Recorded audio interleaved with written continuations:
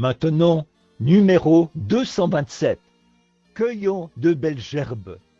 J'aime chanter ceci parce que c'est un chant missionnaire et ça me donne en quelque sorte du courage. Le numéro du cantique, c'est 227. Très bien, là, le cantique de la fin. Comment maintenant que tout le monde participe en chantant là. Aimez-vous ces vieux chants? Dites Amen si vous les aimez. Merveilleux, très bien. Tous ensemble maintenant, tout le monde maintenant. Allons, juste un instant. Maintenant, quand nous arriverons de nouveau à cette partie-là, gloire à Dieu, nous sommes en route vers le pays. Pointons vers le haut, vers le pays éternel. Cueillons des gerbes. Essayons le refrain maintenant. Allons, eh bien maintenant, reprenons cela. Très bien, levons-nous maintenant, si vous le voulez bien. Ô Maître de la vie, nous te voyons dans le livre appelé la Bible, dans un tableau dramatique ce matin, car on pourrait penser que c'était un beau dimanche matin, quand tu étais assis sur la montagne, que tu avais rassemblé tes disciples autour de toi et que tu leur enseignais les béatitudes, les choses qu'ils devaient faire. Tu as dit, heureux les humbles de cœur, car ils hériteront la terre. Heureux les pauvres en esprit, car le royaume de Dieu est à eux. Heureux serez-vous lorsqu'on vous outragera, qu'on vous persécutera, et qu'on dira faussement de vous toutes sortes de mal, à cause de mon nom. Réjouissez-vous et soyez dans l'allégresse, parce que votre récompense sera grande dans les cieux. Voici comment tu nous as tous enseigné que nous devrions prier. Notre Père, qui es aux cieux, que ton nom soit sanctifié, que ton règne vienne, que ta volonté soit faite sur la terre comme au ciel. Donne-nous aujourd'hui notre pain quotidien. Pardonne-nous nos offenses, comme nous aussi nous pardonnons à ceux qui nous ont offensés. Ne nous induis pas en tentation, mais délivre-nous du malin. Car c'est à toi qu'appartiennent, dans tous les siècles, le règne, la puissance et la gloire. Amen. Maintenant, on peut se rendre dans les classes. La classe des adultes, avancez-vous, si vous le pouvez, pendant que les frères nous jouent le nuage et le feu. Maintenant, il y a des sièges vides à l'avant, si certains d'entre vous sont complètement à l'arrière. Je sais que notre tabernacle n'est pas... L'acoustique ici n'est pas très bonne, parce qu'il y a un écho entre chacun de ces piliers là, et des madriers qui sont bas. Il y a de l'écho. Si vous voulez vous approcher un peu plus, il y a quelques sièges. Soyez à l'aise de vous approcher, pendant que nous faisons ceci, si vous le désirez. Prenons maintenant Genèse, chapitre 22, et prenons aussi Romains, chapitre 4, pour un court message ce matin, avant le service de guérison, dans le cadre de notre enseignement de l'école du dimanche. Genèse 22. Quelqu'un a-t-il besoin d'une Bible? Avez-vous oublié la vôtre? Si oui, levez simplement la main, si vous en voulez une pour suivre l'étude. Nous en avons un certain nombre ici. Nous serions heureux d'avoir l'un des huissiers vous l'apporter directement, si vous en voulez une. J'ai vu des mains levées. Frère Roy, frère, voudriez-vous venir un instant et les distribuer là-bas, à l'arrière? Ce serait bien. Madame Harvey, ici. Madame G.H. Harvey de Danville, dans l'Illinois. Avez-vous votre garçon avec vous? Très bien. Nous prierons pour lui dans quelques instants. Très bien, Madame Harvey. Très bien. Maintenant, nous allons parler un peu ou avoir l'école du dimanche. C'est la coutume ici d'avoir notre leçon d'école du dimanche. Mais lorsque je suis chez moi ici, eh bien, d'habitude, il me laisse la place pour que je prenne l'école du dimanche, étant donné que je prie pour les malades.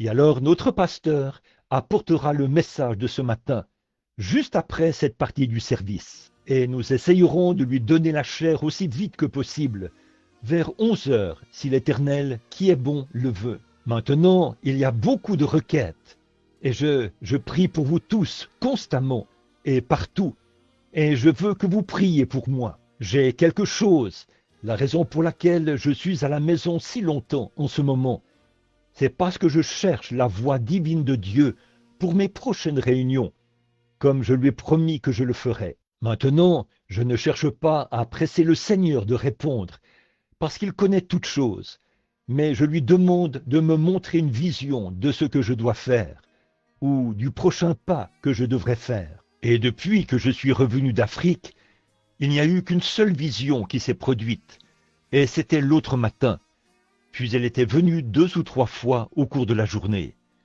Et je crois qu'il est tout prêt maintenant. Les visions viennent généralement en groupe. Si vous avez remarqué dans la Bible sur nos frères d'autrefois, habituellement un groupe de visions venait à Daniel ou à Joseph, et ensuite il y avait une période où il n'y en avait pas. Je me suis souvent demandé si je devais tenir mes réunions de la manière dont je le fais. Simplement prier pour, peut-être que j'arrive à prier pour une douzaine ou 2 par soir, ou quelque chose comme ça, alors qu'il y en a des milliers qui attendent. Et ça me vient constamment à cœur que je ne devrais pas faire ça, car Dieu m'a donné l'autorité de mettre les maladies, de briser la puissance de Satan. Et mercredi soir, la semaine dernière, je suis venu ici au tabernacle. Il y avait un groupe de gens qui s'étaient rassemblés à l'intérieur. Alors j'ai simplement placé, en quelque sorte, une toison devant le Seigneur. Et j'ai dit, Seigneur, je ne suis jamais sorti. Bien des fois, j'ai toujours questionné les gens d'abord. Croyez-vous? Jusqu'à quel point croyez-vous? Croyez-vous que je suis capable de faire ceci? Et toutes ces différentes choses comme ça. Et là, j'attendais, et je les faisais monter sur l'estrade, et j'attendais jusqu'à ce que j'aie une vision, que je vois exactement ce qui se passait. Ensuite, je prononçais précisément ce que c'était.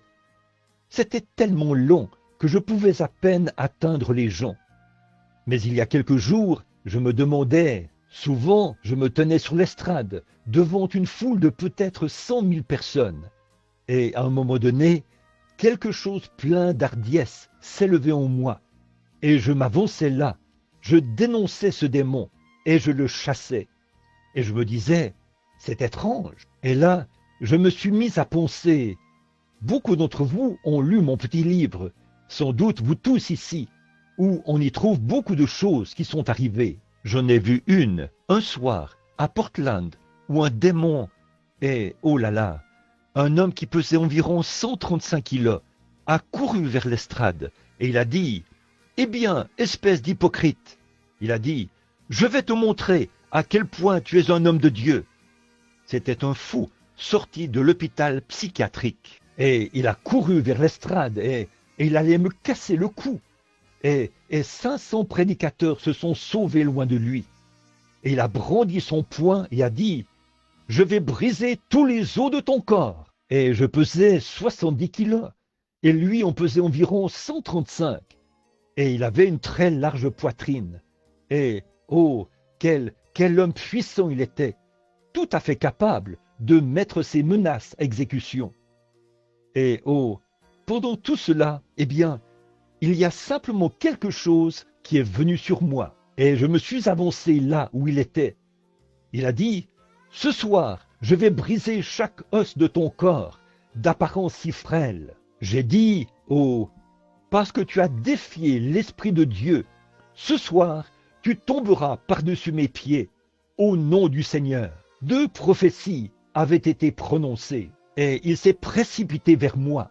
Il a dit, « Je vais te montrer par-dessus les pieds de qui je vais tomber. » Il m'a craché au visage en s'approchant, et il a brandi son gros poing. Juste à ce moment-là, j'ai dit, « Satan, sors de cet homme. » Il a levé les bras en l'air, il a poussé un cri, et il est tombé par-dessus mes pieds. Et le policier a dû l'enlever de là. Eh bien, il n'avait aucune foi en moi. Il ne me croyait pas. Et je vois qu'il faut défier avec hardiesse. Je prie pour tous ceux qui viennent ici. L'autre soir, il y avait des gens ici, une femme qui ne pouvait pas parler. Dès que cette puissance maléfique a été défiée, elle a parlé normalement. Et il y avait ici une dame qui avait un goitre très gros à la gorge. Je me suis approché d'elle et j'ai dit, « Satan, J'ai l'autorité de briser ta puissance. Il faut que tu la quittes. J'ai dit, il est parti. J'ai dit, croyez-vous cela? Elle a dit, oui. J'ai dit, très bien, rentrez chez vous. Mettez une ficelle autour de votre cou. Mesurez-la et voyez combien elle mesure. Et tous les 3 jours, coupez le surplus du bout de ficelle et voyez combien il commencera à rétrécir. Le premier jour, le surplus était à peu près long comme ça. Le deuxième jour, à peu près comme ça. Et le troisième jour, à peu près comme ça. Là où le goitre avait diminué. Vous voyez, c'est la même ficelle. Elle l'a apportée ici sur l'estrade. Et alors, je commence à l'entendre venir. Et je demande simplement à Dieu, est-ce que c'est sa volonté divine? Et l'autre matin, j'ai une petite fille de 10 mois, la petite Sarah. Et c'est une mignonne petite chérie. Je n'ai pas eu l'occasion de passer beaucoup de temps avec elle. Et je l'ai gâtée, je l'admets. Je la tiens dans mes bras tout le temps. Vous le feriez aussi, si vous n'aviez pas plus l'occasion de voir ce petit bout d'amour que moi j'ai l'occasion de la voir. Vous savez, seulement de temps en temps, quand je suis à la maison. Alors je pense que je l'ai beaucoup gâtée. Elle est en train de faire ses dents et elle est tombée très malade. Elle devait aussi avoir la dysenterie. Ça circule. Je suppose que certaines de vos familles l'ont aussi, vraiment malade. Vomissements et dysenterie. Et alors, elle pleurait. Sa mère était tellement fatiguée qu'elle ne s'est même pas réveillée. Moi non plus. Je dormais dans la pièce à côté de la sienne et je me suis réveillé. Sa mère et elle étaient là. Et la petite fille et moi dormions dans l'autre pièce. La petite Rebecca. Et Billy Paul était chez sa grand-mère cette nuit-là. Alors je me suis réveillé. J'ai dit, qu'est-ce qui m'a réveillé comme ça? J'ai entendu sa voix dire, va vers ton bébé et donne-lui à boire. Je suis allé dans la chambre et elle pleurait. Elle avait pleuré longtemps. Elle n'a pas dû réveiller sa mère dans son petit berceau. Je suis allé chercher un verre d'eau, puis je suis entré. La petite a presque bu tout le verre d'eau et elle était là, dans cet état, souffrant de la dysenterie qu'elle avait. Je me suis dit, n'est-ce pas charmant, comme il est gentil de faire ça. C'était la 2e fois ou la 3e fois. Une fois, j'étais à Sioux Falls. Elle n'avait que 3 mois. Elle était étendue sur un lit. Sa mère était sortie, elle parlait à des gens. Et je me rasais comme ça. Je me préparais pour aller à la réunion. J'étais là en train de me raser et j'ai entendu l'ange du Seigneur dire « Va chercher ton bébé, au plus vite !» J'ai posé mon rasoir, je me suis précipité et juste une demi-minute de plus, elle serait partie. Elle était sur un lit surélevé, à peu près haut comme ça, et elle avait les 2 bras. Elle roulait, et elle avait roulé au point où la tête, sa petite tête pendait, son bras aussi. Elle était sur le point de tomber en glissant. J'ai dû courir très vite pour l'attraper, au moment même où elle tombait. Il est plein d'amour, il est gentil. Un peu plus tard, il y avait une jeune fille. Elle est peut-être assise ici ce matin. Je ne la vois pas, mais elle vient parfois. Elle est membre d'une église à New Albany, une église notable, une église remarquable à New Albany. J'y suis déjà allé. Elle a une maladie mentale, une sorte de psychonévrose. Et elle ne peut même pas quitter la ville, ni aller nulle part, car elle se met à crier et à pleurer, et à se comporter comme ça. Alors j'ai prié pour elle 2 ou 3 fois, mais quelque chose ne me permettait pas de défier ce démon, d'une manière ou d'une autre. Je ne sais pas, je n'arrivais tout simplement pas à le faire. Elle est une bonne amie d'une infirmière qui habite dans le quartier là-bas. Elles sont venues là-bas. Son état s'aggravait. Elle était comme ça depuis environ 8 ans. Et alors, elle est venue l'autre jour et elle a dit, j'ai dit, sœur, tout ce que je sais, c'est qu'il y a une raison pourquoi cela arrive. Je ne sais pas ce que c'est. J'ai dit, si vous pouviez venir. Elle a dit, mon pasteur a prié pour moi. Et elle a dit, mon pasteur m'a envoyé ici. Il a dit, va voir frère Billy et vois ce qu'il dira. Bon, j'ai dit, eh bien, je ne sais pas, sœur. Et je dis, je suis exactement comme votre pasteur. J'ai dit, avez-vous confessé tous vos péchés? Tout. Elle est une enseignante de l'école du dimanche. Elle a une très bonne classe. Elle fait du bon travail. Mais cela pesait sur elle. Eh bien, je ne savais pas quoi faire. Vous vous imaginez un peu comment je me sentais. Je ne savais vraiment pas quoi faire. Nous l'avons emmenée dans la pièce. J'ai dit, très bien, venez. Quand les gens viennent, nous arrêtons tout. Je l'ai emmenée dans une pièce. Je me suis assis et je me suis mis à parler des généalogies et du commencement, de l'origine du temps et tout, et je l'observais. C'était ce même matin. Dieu est toujours là, au moment crucial, vous savez. Et au bout d'un moment, j'ai regardé dehors. Une vision est apparue.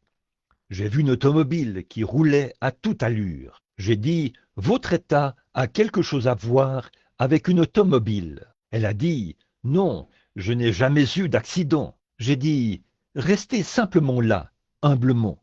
J'ai dit, je vous vois dans une voiture.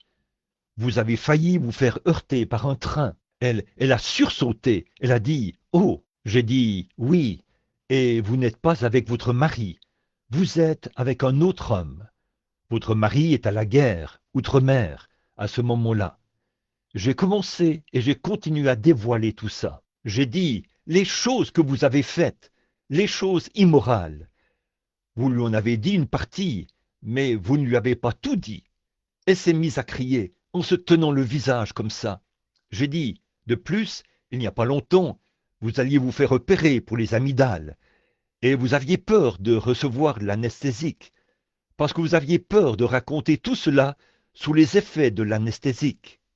Elle a crié et est tombée par terre. Elle a dit, c'est la vérité. J'ai dit, comment pourriez-vous jamais arriver à quelque chose avec cela qui pèse sur vous? Elle a dit, j'ai demandé à Dieu de me pardonner. J'ai dit, vous n'avez jamais péché contre Dieu.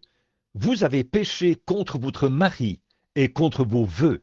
J'ai dit, retournez mettre cela en ordre. Ensuite, revenez. Je pourrais alors contrôler ce démon, vous voyez. Et j'ai dit, au fait, votre mari. J'ai décrit son apparence. Je ne l'ai jamais vu de ma vie. J'ai dit, il a la même chose à vous confesser. J'ai dit, là, si vous ne le croyez pas, appelez-le au téléphone et dites-lui de vous rencontrer. Elle est allée l'appeler au téléphone. Ils se sont rencontrés sur la route. Et les voilà qui reviennent, les larmes qui coulent sur leurs joues. Ils s'étaient pardonnés l'un l'autre. Le démon l'a quittée, et là, elle était libre. Voyez? Bon, j'aurais pu crier et hurler après ce démon, et le chasser et tout le reste, et il ne serait jamais parti, tant que cela n'avait pas été corrigé. Vous voyez, vous devez trouver la cause avant de pouvoir trouver le remède. Vous allez chez le médecin, vous dites « j'ai mal à la tête ». Eh bien, il vous donnera peut-être une aspirine. Eh bien, ça reviendrait. Peut-être que ce sont des problèmes d'estomac qui causent le mal de tête. Peut-être que vous avez une infection quelque part qui cause la fièvre, qui vous donne des maux de tête, quelque chose du genre. Il faut retourner le voir. Ce médecin doit examiner ce cas-là en détail, jusqu'à ce qu'il découvre la cause du problème. Ensuite, on élimine la cause. C'est comme un trou dans un seau. Si vous versez de l'eau à l'intérieur, l'eau continue à s'écouler. Vous feriez mieux de boucher le trou d'abord, vous voyez. Et c'est maintenant, voilà où je me trouve. Que dois-je faire? Maintenant, la chose vraiment importante dans mes réunions, voilà ce que c'est. Je n'arrive pas à prier pour vous. Je faisais une grande prière collective pour eux tous, mais ils disaient, eh bien, si seulement vous me touchiez et que vous faisiez ceci, et ils voient ces choses se produire. Et c'est vrai, la Bible dit, ils imposent les mains aux malades, et ceux-ci sont guéris. Alors, quand vous commencez à faire cela, j'ai essayé de le faire passer les gens rapidement dans la ligne. Je leur imposais les mains. Mais si leur vie n'est pas passée au peigne fin par le Saint-Esprit, pour voir s'il y a quelque chose là, ils n'ont pas l'impression qu'on a prié pour eux. Voici mon secrétaire qui est assis ici.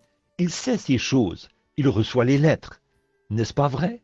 Les gens pensent qu'on n'a pas prié. Là, je suis confronté à quelque chose.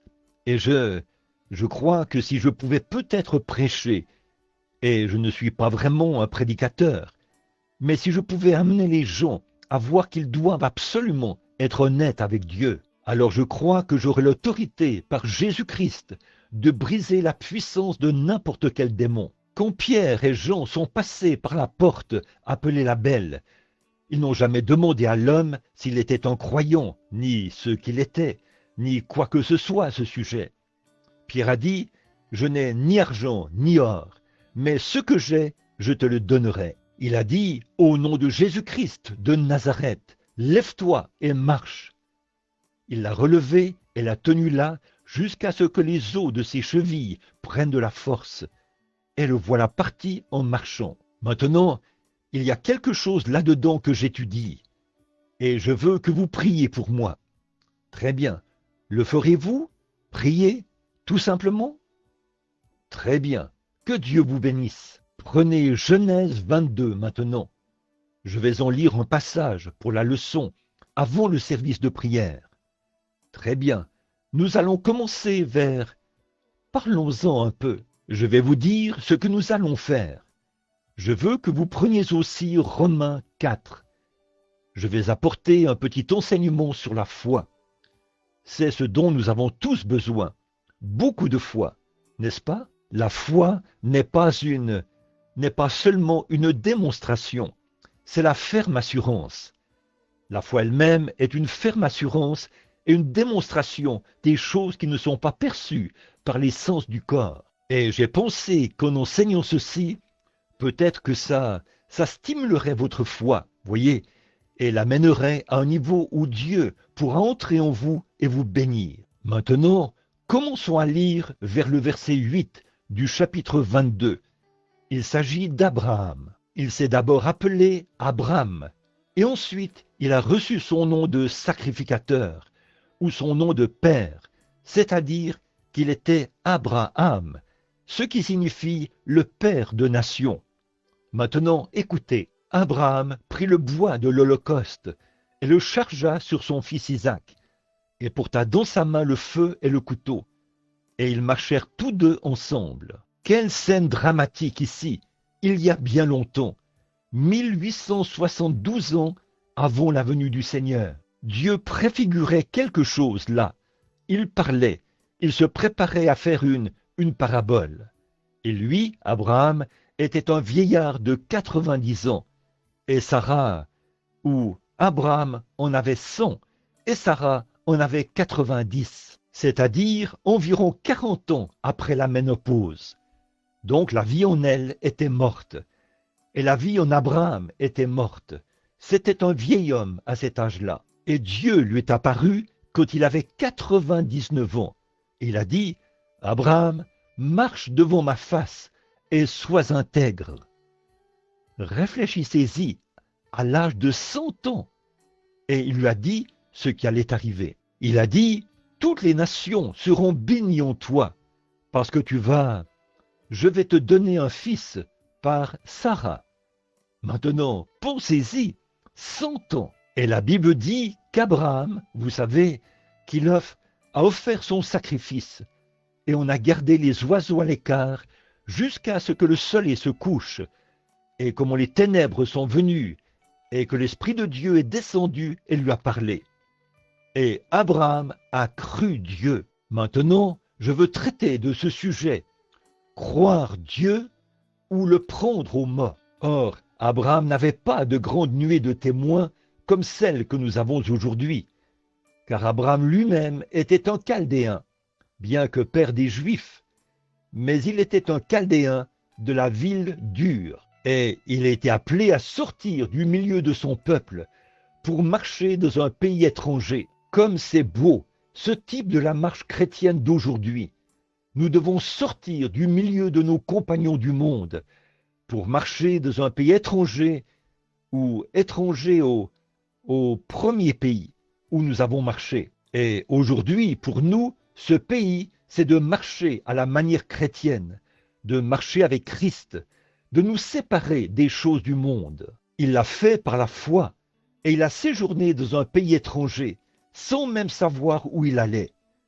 Tout ce que Dieu a dit, c'était « Sors, Abraham, et va dans un pays ». Et il cherchait une cité dont l'architecte et le constructeur étaient Dieu. Or, si nous nous référions à la vie naturelle, je dirais qu'on appellerait cela l'instinct. C'est comme ça que naturellement vous l'appelleriez. Mais nous appelons ça la conduite du Saint-Esprit. Dieu l'a appelé à sortir du milieu de son peuple, de son pays, de sa propre patrie, de son peuple. Et il habitait dans des pays étrangers, professant qu'il était un pèlerin et un étranger. Il cherchait une cité. Il était en quête d'une cité. Oh là là, comme cela se transmet toujours à ses enfants, cette prédisposition à chercher une cité dont l'architecte et le constructeur est Dieu. Et Dieu l'a béni. Et alors, quand il était vraiment vieux, il a dit, « Maintenant, Abraham, tu as marché devant ma face, tu as été intègre. » Et là, Dieu allait le bénir et le multiplier. Maintenant, si nous regardons au côté naturel, eh bien, c'était impossible pour lui d'avoir cet enfant par Sarah. Eh bien, toute possibilité de reproduction de la vie a disparu. Sarah a 90 ans, Abraham 100. Eh bien, si vous disiez ça à un médecin aujourd'hui, étant un homme de 100 ans, avec sa femme de 90 ans, que vous alliez avoir un enfant, eh bien, savez-vous ce qu'il ferait? Il vous enfermerait quelque part, dans une salle pour les psychopathes, en disant, eh bien, le vieil homme et la vieille dame sont un peu dérangés, ici, quelque part. Mais vous ne regardez pas aux circonstances, vous regardez à la promesse.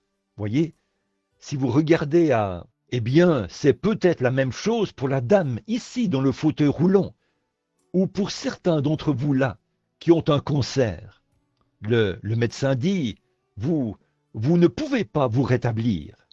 Là, si vous croyez cela, alors vous ne pouvez pas vous rétablir. Mais vous devez regarder à une promesse divine. Un vieil homme était appelé chez lui. Il a dit, « Frère, venez prier pour mon bébé. Il a la diphtérie noire et cela atteint le cœur. » Et le cardiogramme montre que les battements du cœur ont diminué drastiquement et que le cœur est fini. Eh bien, il ne voulait pas nous laisser entrer pour prier pour le bébé. Mais quand il est entré là, eh bien, oh, l'interne, le médecin, « Non, monsieur, vous ne pouvez pas le faire. Vous avez vous-même des enfants, vous ne pouvez pas le faire. » Mais croyant Dieu quand même et insistant, l'homme était catholique. J'ai dit, bon, eh bien, si le patient se mourait et qu'un prêtre était ici pour lui donner les derniers sacrements, le laisseriez-vous entrer? Oh, il n'a pas d'enfant. Et là, ce n'est pas la question. Ceci est tout aussi sacré que les derniers sacrements, voyez, de l'Église. D'accord, je suis finalement entré et je me suis agenouillé à côté du bébé et j'ai fait une simple petite prière. J'ai imposé les mains au bébé en disant, « Seigneur, Dieu des cieux et de la terre, toi qui as créé toutes choses, tu nous donnes la puissance divine de briser la puissance de Satan sur cette vie. Au nom de Jésus-Christ, Satan sort de l'enfant, il vivra. » Je me suis retourné. Le père a dit, « Merci Seigneur, merci. » La mère et les autres se sont mis à rire et à agir comme ça. La petite infirmière était bouleversée. Elle a dit, « Dites donc, vous savez que... » Elle a dit, « Il n'y a pas de mal à avoir la foi, mais ce bébé est en train de mourir. » Elle a dit, « Comment pouvez-vous agir d'une manière si insouciante à ce sujet ?» Eh bien, a-t-elle dit, « Vous avez mal compris le médecin. » Elle a dit, « Le médecin a dit que le bébé se mourrait. Il est inconscient depuis plus d'une journée maintenant. Elle a dit, vous avez mal compris le médecin. Le vieux patriarche a dit, non, je n'ai pas mal compris le médecin. Il a dit, j'ai entendu ce qu'il a dit. Il a dit, le bébé est en train de mourir. Elle a dit, eh bien, mais voyez-vous, quand ce cardiogramme montre que le cœur est dans cet état-là, a-t-elle dit, on n'a jamais vu dans toute l'histoire que le cœur se remette. Elle a dit, il n'y a pas de mal à avoir la foi, mais, a-t-elle dit, ce n'est pas possible. La foi ne peut rien faire maintenant. Voyez, le vieil homme, le doigt bien droit, a regardé l'infirmière et a dit, Madame, vous regardez à ce tableau. Je regarde à une promesse divine. Le garçon est même marié aujourd'hui. Très bien. Il est resté étendu là, comme ça, pendant environ 24 heures.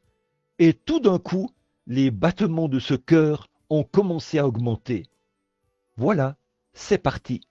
Voyez, quand une promesse divine est faite, Dieu est lié par un serment et il est dans l'obligation de se charger de ses promesses, quelles qu'elles soient. Et le Dieu ne vaut pas plus que ce que vaut sa parole. Si cette parole n'est pas efficace, alors Dieu n'est pas efficace. Ça, c'est Dieu. Le croyez-vous? C'est Dieu. La Bible dit, au commencement était la parole, et la parole était avec Dieu, et la parole était Dieu. Je ne vaux pas plus que ma parole, et vous ne valez pas plus que votre parole. Si j'avais une poignée de blé ici dans ma main, et que je la posais sur ce bureau, ce ne serait jamais rien d'autre que du blé posé là. Mais semez ce blé en terre, et il produira peut-être un boisseau de blé. Voyez, mais le germe de vie, c'est dans le blé. Mais le blé doit tomber en terre et mourir, a dit Jésus, ou Paul, je crois, qu'il a dit. Si le grain de blé qui est tombé en terre ne meurt, il reste seul. Voyez? Et ceci, c'est Dieu, sa parole. Et quand cette parole s'ancre profondément dans le cœur, oh, si seulement je pouvais vous faire voir ça, quand cette parole s'ancrera là, elle produira exactement ce qu'elle a dit. Cela fera exactement, c'est Dieu, il le faut. Mais si vous dites simplement, eh bien, je sais que la parole est là, oui, c'est vrai. On vous impose simplement les mains, oui, elle restera dormante. C'est vrai, elle ne produira rien, parce que, oh, je lis la Bible, mais quand vous pourrez ancrer cela et dire, oui Seigneur, c'est pour moi, là, il se passera quelque chose, il le faut. D'ici à ce que ça arrive, ce n'est qu'une parole écrite, c'est vrai, mais une fois que c'est ancré, or, Abraham, il n'a pas regardé à son corps, il a dit, très bien Seigneur, nous aurons le bébé. Nous pourrions continuer pendant des heures là-dessus, mais nous ne voulons pas prendre trop de temps. Maintenant, il arrive au moment où le petit Isaac est né. Et voici Abraham qui sort, après avoir reçu son fils. Et probablement que Abraham avait probablement 120 ans peut-être à ce moment-là. 115, 120 ans. Le petit Isaac avait probablement 15 ou 18 ans. Et Dieu a dit, maintenant, Abraham, a-t-il dit, je veux que tu amènes ce garçon là-haut sur la montagne et que tu l'offres en sacrifice. Eh bien, après qu'il l'avait reçu, qu'il lui avait été promis être père de nations, et voici que maintenant, la seule postérité qu'il avait, il a dit, amène-le et détruis-le. Vérifiez bien. Oh là là, voyez, là, je sais que tu étais vieux, et tu m'as cru, et je t'ai donné ce garçon. Et maintenant, tu as compris, là, que la promesse va s'accomplir, parce que tu as ce garçon. Mais maintenant, je veux que tu prennes ce garçon et que tu le tues. Eh bien, là, qu'en est-il si Abraham avait dit, alors Seigneur, écoute, je veux te demander quelque chose. Moi, ici, qui ai environ 120 ans, et j'ai reçu ce garçon. Et la pauvre Sarah a de la peine à se déplacer, tellement elle est vieille. Et elle est toute ridée et presque à la fin de sa vie. Et me voici, un vieil homme.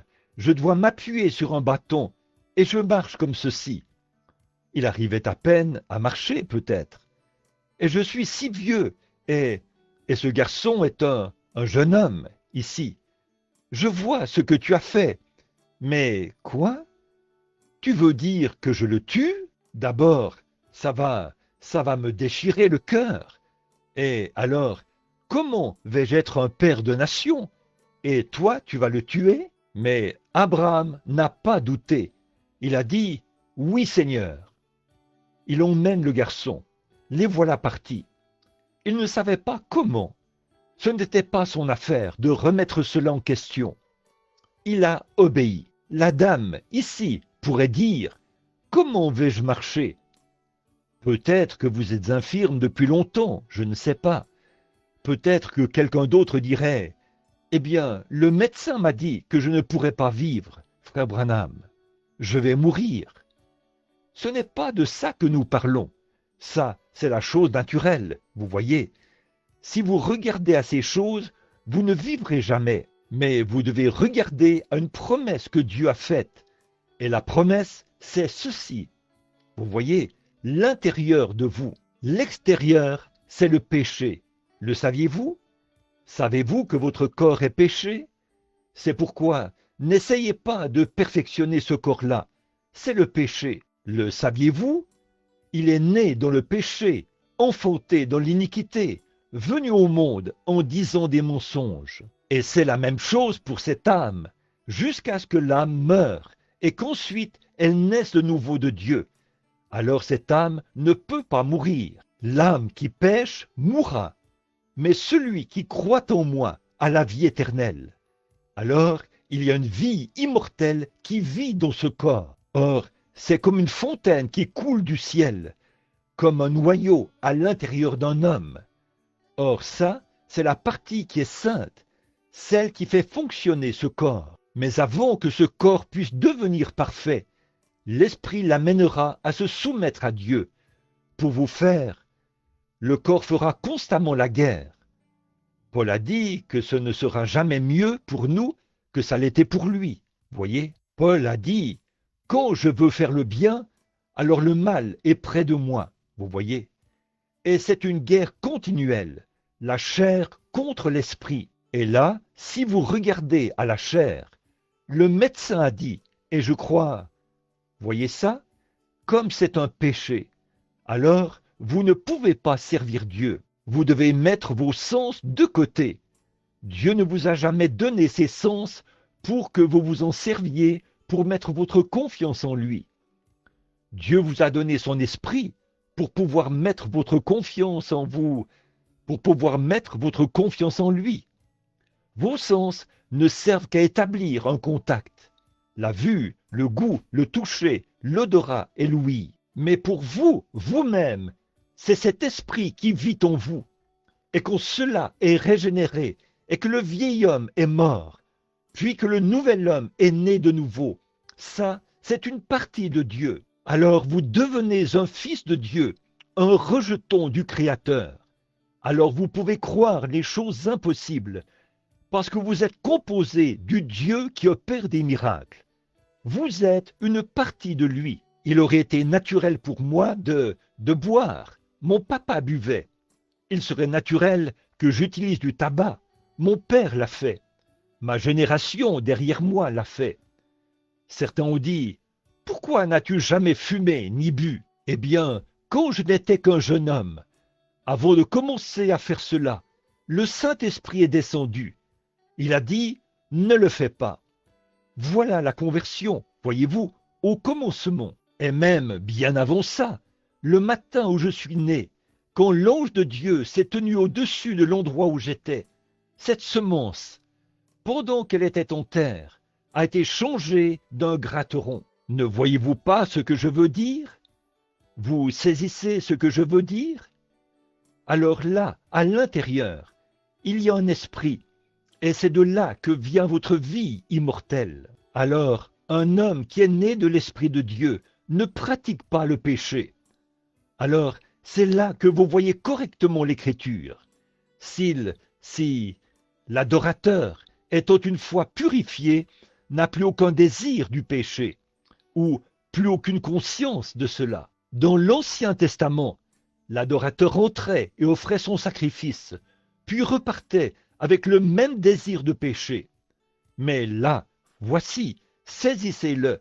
Hébreu dit, quand l'adorateur, dans ce cas-ci, pose ses mains sur la tête du Fils de Dieu, et que ses péchés sont lavés par la puissance sanctifiante de Dieu, il n'y a plus aucun désir en lui du péché. Oh, c'est là que se trouve la vie. Donc, cela fait de vous un rejeton de Jéhovah. Et alors Satan ne peut pas me faire de mal sans faire de mal à mon Père. Vous ne pouvez pas faire de mal à cette petite fille-là sans me faire de mal. Je vous le dis, on ne peut pas faire de mal à vos enfants sans vous faire de mal. Et alors, il ne veut pas qu'aucun périsse ou souffre. Mais maintenant, avant que cette chair-ci, avant que la chair puisse être amenée à la perfection, elle doit mourir comme l'âme est morte. Ça n'a jamais été la volonté parfaite de Dieu que les femmes et les hommes mettent des enfants au monde. Le saviez-vous? Dieu a lui-même fait l'homme de la poussière de la terre. Après la chute, bon, je ne vais pas argumenter là-dessus, parce que vous savez que j'ai des opinions très bizarres là-dessus. Mais après la chute, c'est alors que la femme a mis des enfants au monde. Dieu lui a dit, parce que tu as ôté la vie qui est dans le monde, tu dois mettre la vie au monde. Regardez de quel genre de vie il s'agissait.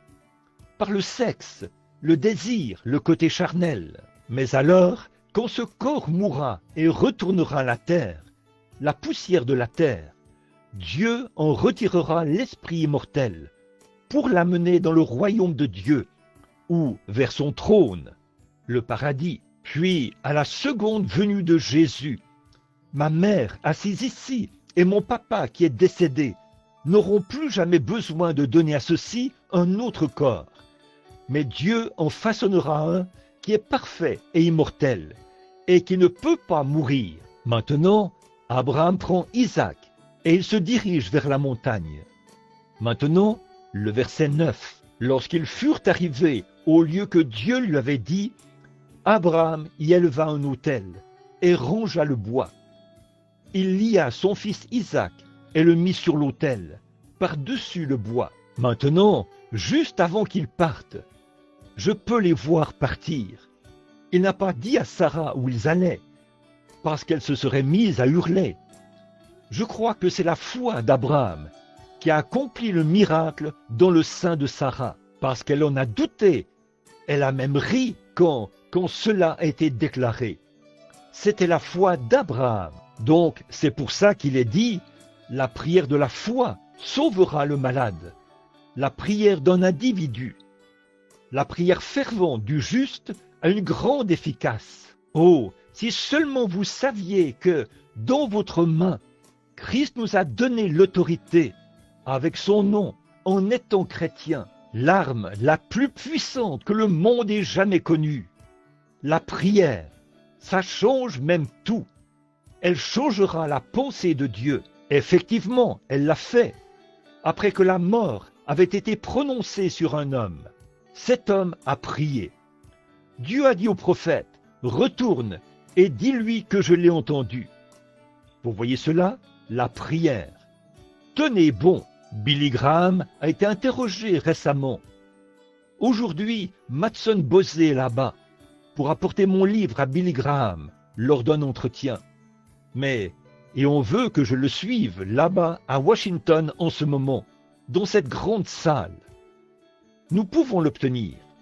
Mais alors, est-ce la volonté du Père? Hier soir, ils nous ont transmis une demande pour venir à ou avant-hier soir, pour venir à Seattle. Ils ont une grande série de réunions là-bas. Et le capitaine Al Ferrar et tous les autres veulent que je vienne là-bas, que j'y aille. Ils ont une série de réunions d'évangile, ils la veulent. Mais est-ce la volonté du Père? C'est ça qu'il faut voir. On m'a appelé une salle gratuite à Baltimore qui peut accueillir 10 000 personnes. Je n'ai pas à débourser un sou pour ça. Il y a 500 ministres dont le nom a été inscrit sur papier. J'ai ça à la maison en ce moment. Nous parrainerons à 100%. Nous sommes tous en prière, partout. Maintenant, Père, où veux-tu que j'aille? C'est la prochaine étape. Dis-le-moi maintenant, et j'irai.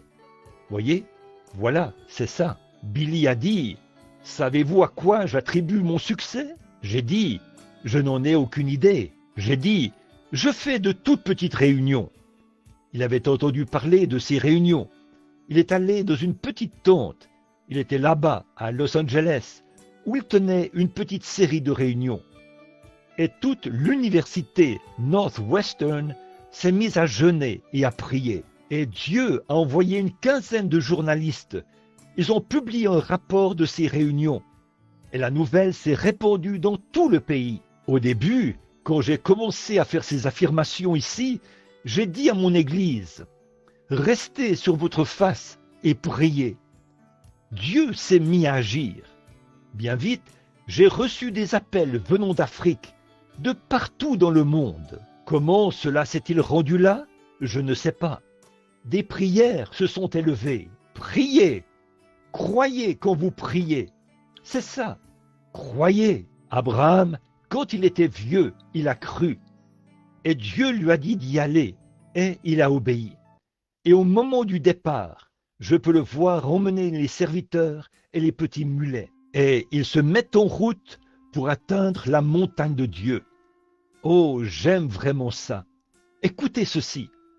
Il a dit aux serviteurs, il a dit, restez ici, pendant que nous irons jusque-là. Et le jeune homme et moi, nous reviendrons. Oh, oh là là, excusez-moi. Parfois, je ne peux pas retenir mes émotions. Le jeune homme et moi, nous reviendrons. Comment? Je ne sais pas. Je vais là-haut pour le tuer. Maintenant, quand il savait, d'une manière ou d'une autre, qu'il reviendrait. Et là, il avait un couteau accroché à sa ceinture. Il a posé le bois sur les épaules d'Isaac. Isaac est monté sur la colline, conduit par Abraham. Un beau type, son fils unique, qui l'emmène sur la colline. Et l'autel même sur lequel il a placé son fils, ce dernier l'a transporté en haut de la colline sur son dos. Un type de Dieu qui envoie son fils là-haut à Golgotha, portant une croix de bois sur le dos, la croix même sur laquelle il était cloué. Et là où Dieu n'a pas épargné son propre fils, le petit Isaac a regardé autour de lui. Il a dit, « Père, a-t-il dit, voici l'autel et le feu. » Mais a-t-il dit, où est le sacrifice? Il a dit, Dieu se pourvoira lui-même d'un sacrifice. Il a lié son petit garçon unique. Il l'a mis sur l'autel, a sorti le couteau et s'apprêtait à lui ôter la vie. Dieu, c'est toi qui l'as donné. Et alors qu'il commençait à baisser le couteau, un ange lui a saisi la main et a dit, Abraham, Abraham, n'avance pas ta main. Juste à ce moment-là, un petit agneau, un bélier, a bêlé dans cette région sauvage. Ses cornes étaient prises dans des vignes. Abraham s'est précipité, a saisi le bélier, a libéré son fils. Un substitut, voyez, et il a tué le bélier. Alors Dieu a parlé à Abraham. Il a dit, Abraham, je sais maintenant que tu m'aimes.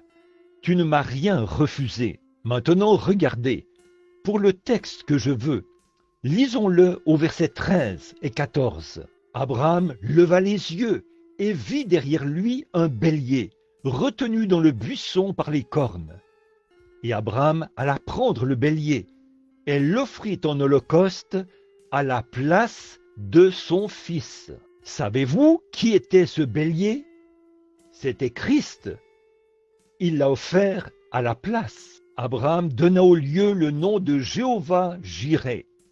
C'est pourquoi l'on dit aujourd'hui À la montagne de l'Éternel, il sera pourvu. Jéhovah Jireh, qui était le premier nom de Dieu en rapport avec la rédemption.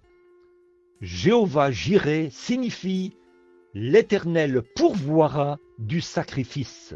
Or, il était Jéhovah Jireh, il était Jéhovah Rapha, Nissi, et ainsi de suite comme ça. Il avait 7 noms composés en rapport avec la rédemption. Et en substitut pour une vie humaine, il a pris un agneau et l'a offert comme le sacrifice pourvu, afin qu'en Isaac, toutes les nations soient bénies. Et c'est par Isaac que Christ est sorti. Et nous, en étant morts en Christ, c'est alors que nous sommes la postérité d'Abraham. Et nous sommes héritiers selon la promesse. Voilà. Et cela produit, non pas dans notre corps. Nous sommes des gens des nations dans notre corps. Nous sommes des pécheurs dans notre corps. Mais dans notre âme, étant nés de nouveau par le même esprit qui était sur le fidèle Abraham. Cette prédisposition à l'intérieur de nous fait en sorte que nous voulons faire confiance à Dieu.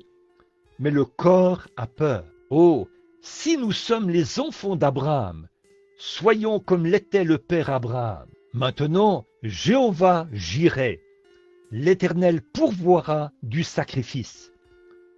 Il a bel et bien pourvu du sacrifice. Maintenant, dans Romains chapitre 4, commençons au verset 17. Selon qu'il est écrit, je t'ai établi père de plusieurs nations. Parenthèse. Devant Dieu qu'il a cru, qui fait vivre les morts et appelle les choses qui ne sont point comme si elles étaient. Maintenant, vous voyez, alors nous, en tant que chrétiens, nous ne regardons pas, ne touchons pas, ne voyons pas, ne goûtons pas, ne sentons pas, n'entendons pas.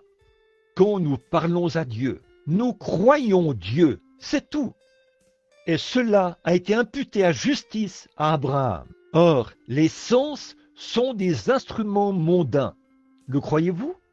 Maintenant, Dieu peut les contrôler, je l'admets, mais ils ne nous sont pas donnés pour contacter notre Père céleste, parce qu'il n'est pas dans une chair humaine. Dieu est un esprit, et nous le contactons par l'esprit, par la foi, en croyant. Maintenant, si nous disons que quand j'avais des cheveux, j'avais les cheveux ondulés, tout comme mon papa. Mon papa avait de petits yeux profonds, bleus. Bien des gens disent, tu ressembles à ton père, ou tu ressembles à ta mère. Eh bien, j'ai beaucoup de choses qui ressemblent aux gens de ma famille. C'est mon vieux grand-père qui a construit ce tabernacle ici. Certains disent, oh, tu ressembles vraiment à ton grand-père. Tu ressembles à ton grand-père. Tu parles comme lui. Tu as la même nature que lui. Qu'est-ce que c'est? C'est une prédisposition qui a été transmise par cette génération que j'ai maintenant. Vous ressemblez à vos parents ou vous avez quelque chose comme eux. Vous voyez une petite fille, vous dites, ne ressemble-t-elle pas à sa mère? Elle agit comme sa mère. Vous avez vu des gens faire ça. Or, si nous sommes nés de notre Père céleste, Dieu, qui appelle les choses qui ne sont pas comme si elles étaient, il faut qu'il y ait quelque chose comme cela en nous. Voyez? C'est pour ça qu'un vrai chrétien consacré, qui est complètement abandonné à Dieu, regarde à ce que Dieu a dit plutôt qu'à ce qu'on voit ou ressent. Ça, c'est l'homme terrestre, pourtant. Si nous marchons selon la chair, nous ne pouvons pas plaire à Dieu. Nous marchons selon l'esprit. Voyez? En effet, Dieu a tout fait, plus que son devoir était de le faire. Il a envoyé des prophètes et des sacrificateurs. Il a envoyé son Fils. Il a envoyé le Saint-Esprit. Il a tout fait.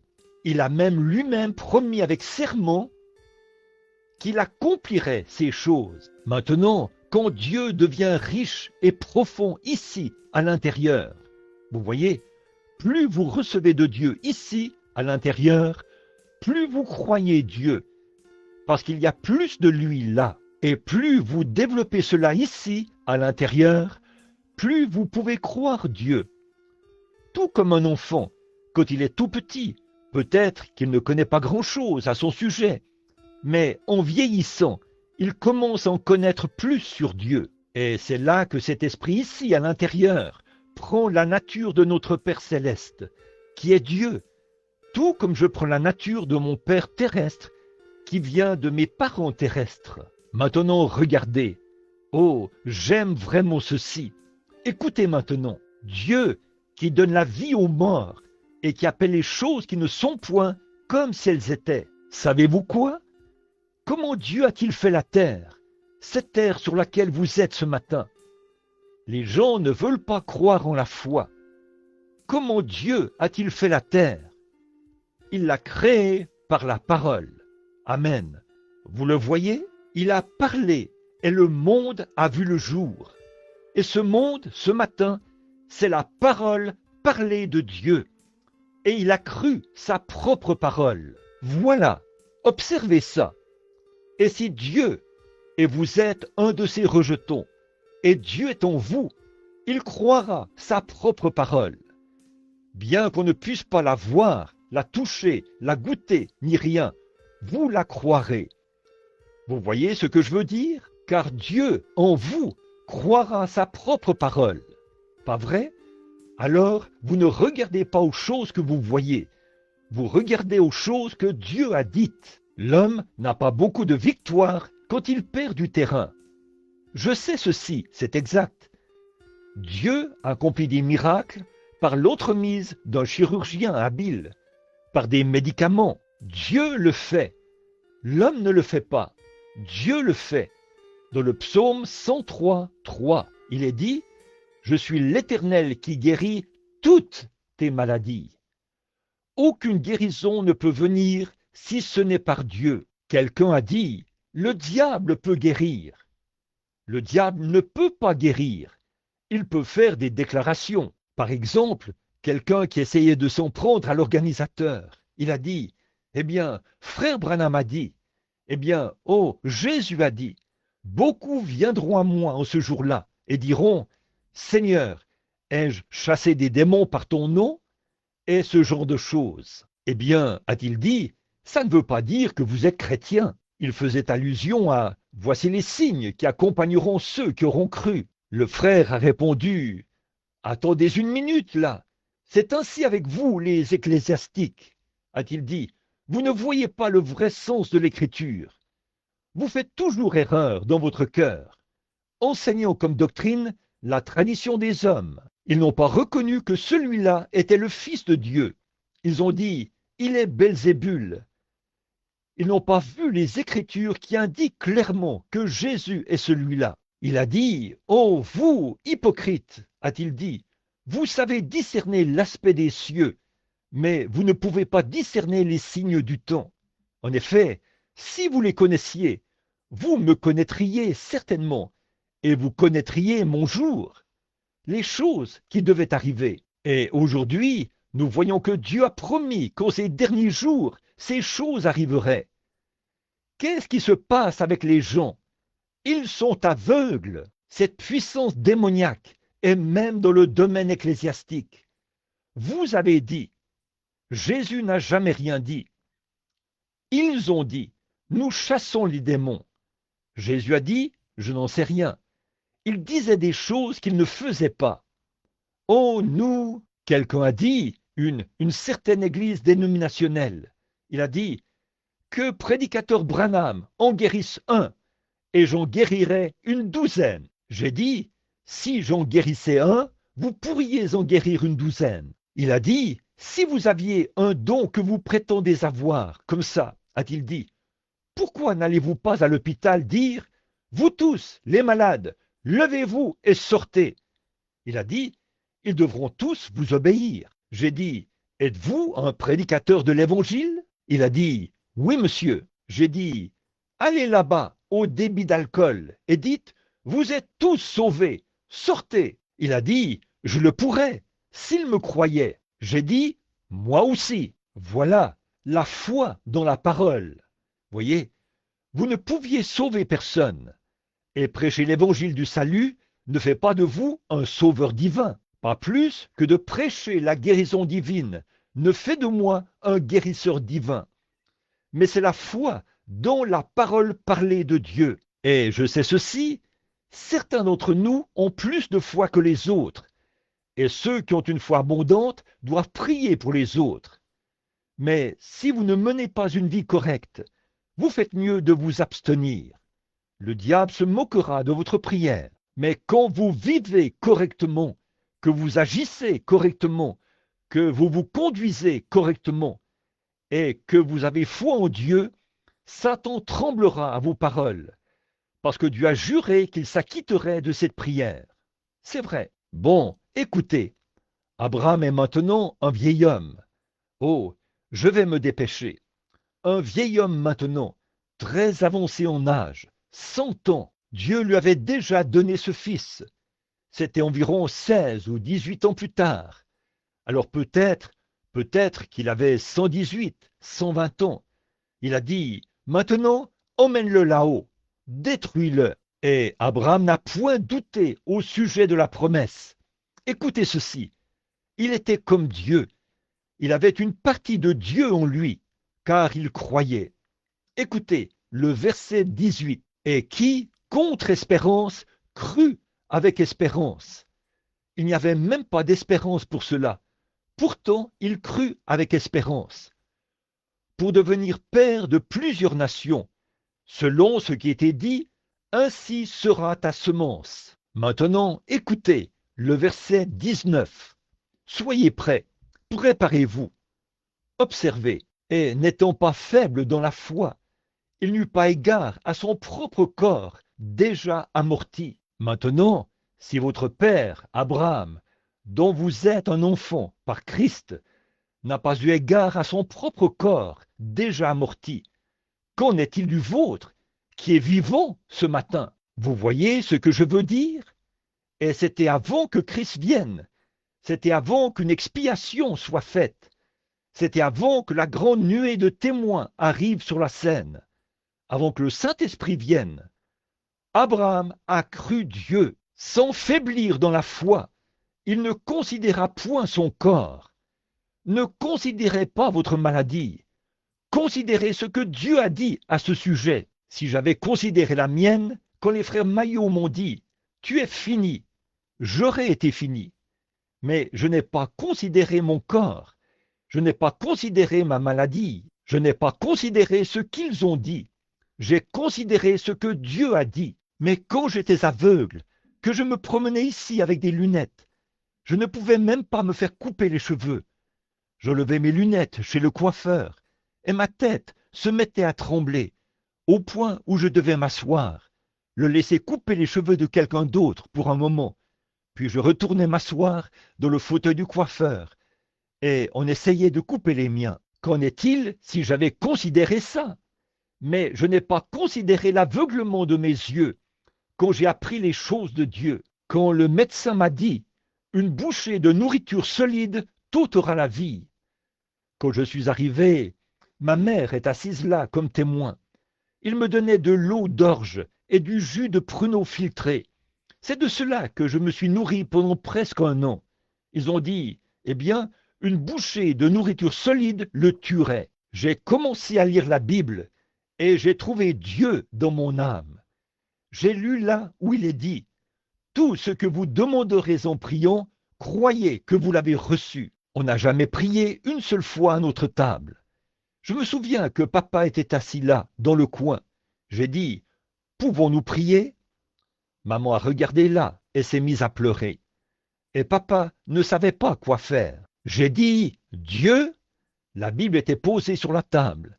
J'ai dit, si je meurs, je rentre à la maison en te faisant confiance. Ta parole dit cela. Je dois soit considérer ce que le médecin a dit, soit considérer ce que tu as dit. Je suis sa parole depuis un an et je ne vais pas mieux. Je vais de plus en plus mal. Je ne considérerai plus ce qu'il a dit. Je considère ce que tu as dit. Et j'ai demandé la bénédiction. Nous avions des haricots, du pain de maïs et des oignons. J'en ai pris un plein plat. Je me suis mis à les manger. La première bouchée est entrée dans mon estomac. Ça faillit me tuer. J'ai dû mettre ma main sur ma bouche pour l'empêcher de remonter. Mais ça remontait sans cesse, et je le ravalais. Ça remontait, je le ravalais. Mais je n'ai pas considéré mon estomac. J'ai considéré ce que Dieu a dit à ce sujet, pas ce que je ressentais. J'avais des brûlures terribles. Je suis sorti dans la rue, et je marchais dans la rue comme ceci, l'eau qui sortait de ma bouche. On m'a dit « Comment vas-tu, Billy ?» J'ai dit « Merveilleusement bien. Les jours ont passé, les semaines ont passé. Je continuais à marcher. J'étais debout dans un fossé, l'estomac dans cet état, mettant ma main comme ça. Je tassais le sol comme ça, en chantant « Oh, comme j'aime Jésus !» Je déposais cela. J'ajoutais un peu plus de terre en criant « Oh, comme j'aime Jésus !» Je vomissais cette nourriture. Elle remontait. Ma tête tournait tellement que j'arrivais à peine à travailler. On me disait « Comment vas-tu ce matin ? Billy, es-tu malade ?» Je disais « Non, je me sens merveilleusement bien. » Puis, plus tard, quand j'ai témoigné de cela, quelqu'un a dit « Alors, tu as menti ?» J'ai dit « Non, jamais. Je ne parlais pas de ces sens-ci dans le corps. Ils sont morts. J'estime que Christ s'écoulait de moi. » J'ai dit « J'ai accepté ce qu'il a dit et je me suis senti merveilleusement bien à ce sujet. » Voilà, ne considérez pas votre propre corps. Ne considérez pas les maladies, car elles sont du diable. C'est vrai, considérez la promesse de Dieu. Il n'y a pas longtemps, quelqu'un a dit « Maintenant, écoutez, vous ne pouvez pas prêcher que la guérison divine est incluse dans l'expiation. » Un prédicateur baptiste intelligent qui était, j'ai dit « Maintenant, je ne discuterai pas avec vous au sujet de l'expiation, car je sais que vous n'avez rien pour vous appuyer. » Il était très fondamentaliste. J'ai dit « Je sais que vous n'avez rien. Voici un passage de l'Écriture, parmi les 40, qui réglera complètement la question. Il était blessé pour nos péchés, brisé pour notre iniquité. Le châtiment qui nous donne la paix est tombé sur lui. C'est par ses meurtrissures que nous sommes guéris. » J'ai dit « Où appliquez-vous cela? Au calvaire ?» J'ai dit « Croyez-vous que les 7 noms en rapport avec la rédemption, les noms composés, s'appliquent à Jésus? S'il n'était pas, et s'il n'a pas accompli, et qu'en lui se trouvaient ces 7 noms composés, il n'était pas Jéhovah-Jireh. Il y a un Jéhovah-Jireh, le sacrifice pourvu par Dieu. Et vous devrez l'admettre, sinon vous devrez dire qu'il n'était pas le Fils de Dieu. Alors, s'il est Jéhovah-Jireh, il est aussi Jéhovah-Rapha, le guérisseur. En effet, tous les 7 noms composés, notre victoire, notre bannière, et notre armure, et notre bouclier, et notre guérison, et notre salut, notre sacrifice pourvu, tout reposait en lui. Et quand il est mort au calvaire, il a dépouillé les dominations. Il s'est levé, a levé les mains en l'air, a dit « Tout est accompli. » Alléluia. Les démons ont tremblé. L'enfer a été secoué. C'est un type qui représente toutes les voies. Et il est ressuscité le matin de Pâques. Je suis celui qui était mort et qui est revenu à la vie. Le voilà, Jéhovah Rapha, Jéhovah Manassé, Jéhovah Jireh, le sacrifice pourvu par Dieu. Il ne trouvait plus rien à dire. Et là-bas, comme Jésus l'a dit, comme Moïse éleva le serpent d'airain dans le désert, il faut de même que le Fils de l'homme soit élevé. Et si la lumière de Dieu brillait là-bas, représentant un type, alors qu'on regardait un serpent d'airain, qui était un symbole, il a dit « Je dois tenir ma parole, tu dois mourir. » Le pauvre garçon tremblait. Il a dit « Que puis-je te donner avant de te tuer ?» Il a dit « Un verre d'eau. » Il est donc allé chercher le verre d'eau, et il le tenait dans sa main, en tremblant comme ça. Il n'arrivait pas à le tenir. Alors il a dit « Bon, attends une minute, ressaisis-toi. » Il a dit, « Je ne vais pas te tuer ou t'ôter la vie tant que tu n'auras pas bu cette eau. » Et l'esclave la jeta par terre. Qu'est-ce qu'il va faire? S'il est un homme juste, s'il tient sa parole. S'il ne tient pas sa parole, il n'est pas un homme juste. Il doit le libérer, peu importe ce que disent les lois du pays. Et si Jésus a dit, « Tout ce que vous demanderez en priant, croyez que vous l'avez reçu. » Il doit tenir sa parole. Il est juste. L'expiation ou pas d'expiation, ça, c'est sa parole. Il n'y a pas longtemps, un jeune homme est parti dans un certain séminaire pour apprendre beaucoup de choses qu'il n'aurait pas dû apprendre. Sa vieille mère est tombée malade. Un de ses voisins faisait partie d'une église du plein évangile. On a fait venir le pasteur à la maison. Il a dit, « Permettez-moi d'emmener le pasteur ici pour prier pour vous. » Il a dit, « C'est un homme bon et juste. Il croit en Dieu, a-t-il dit. Permettez-lui de venir prier pour vous. » Alors elle a dit, « Très bien, le médecin ne pouvait rien faire pour elle. » Alors le jeune homme est venu là, le pasteur, il a prié pour cette femme âgée. Elle lui a imposé les mains conformément à Jacques ou conformément à Marc 16. Ils imposeront les mains aux malades et les malades seront guéris. Il y est allé et a imposé les mains à cette femme. Quelques jours plus tard, elle était debout et vaquée à ses occupations, elle était rétablie. Quand son fils est rentré de l'université, eh bien, il était si heureux, vous savez, et il voyait sa mère si heureuse. Il a dit, « Comment ça va, maman ?» Elle a dit, « Très bien. » Elle a dit, « Oh, fiston, j'ai oublié de te dire quelque chose. » Elle a dit, « Pendant ton absence, ces 4 dernières années, a-t-elle dit, je suis tombée malade. Et tu sais, Madame Untel, ici, fait partie de cette église du plein évangile. Elle a dit, son pasteur est venu et m'a imposé les mains, conformément à Marc 16, et je me suis rétablie. Elle a dit, les médecins ne pouvaient rien faire pour moi, quand j'ai eu cette période de maladie. Elle a dit, c'est comme ça que je me suis rétablie. Il a dit, eh bien, maman, je veux te dire quelque chose. Il a dit, bien sûr, en allant à l'université, nous apprenons ceci. Il a dit, les 9 derniers versets de Marc 16 ne sont pas inspirés. Il a dit, cela a été mis là par le Vatican.